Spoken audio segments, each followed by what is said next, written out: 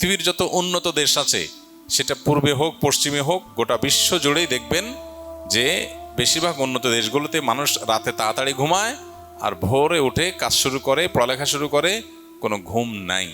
মুসলিম কান্ট্রিগুলো অদ্ভুত, যে আমাদের অভ্যাসটা হলো তার উল্টা। মিডিল ইস্টেও বলেন, এশিয়াতেও বলেন, মুসলমানদের অবস্থা এই।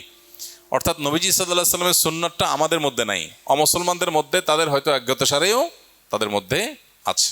তো যাই হোক, এটা হলো সকালের ঘুমের কথা। এখন কত হলো রমজানে যে মানুষ সকালে ঘুমায়। এর উত্তর হলো যে রমজানেও যদি কেউ সকালে না ঘুমিয়ে থাকতে পারে সেটা ভালো, কিন্তু পৃথিবীর সেট আপটা এমনভাবে করা হয়েছে যে 9টা to 5টা অফিস, স্কুল, কলেজ, মাদ্রাসা সব এরকম করা হয়েছে। কেন আর্লি মর্নিং একদম ভোরে শুরু হয়ে দুপুরের মধ্যে শেষ হয়ে যাবে, এমন হতে পারতো না? তাহলে মানুষ দুপুরে এসে একটু রেস্ট করতে পারতো, রাতে তাড়াতাড়ি ঘুমিয়ে যেত, সকাল উঠে কাজ শুরু করতো। তো এই যে আমাদের একটা সিস্টেম ডেভেলপ হয়েছে, যে সিস্টেমটার মধ্যে সুন্নাহ পালন করাটা কঠিন, এরকম পরিস্থিতিতে কারোর যদি অসুবিধা হয়, তিনি রমজানে তারাবি পড়ে শুতে 10:30 11টা বেজে গেছে, আবার এদিকে তার সকালে উঠে অফিসে যেতে হবে, সারাদিনের জন্য রেস্টের সুযোগ পাবেন না, তিনি যদি সকালে ঘুমান গুনাহ হবে না। বোঝা যাচ্ছে কথা?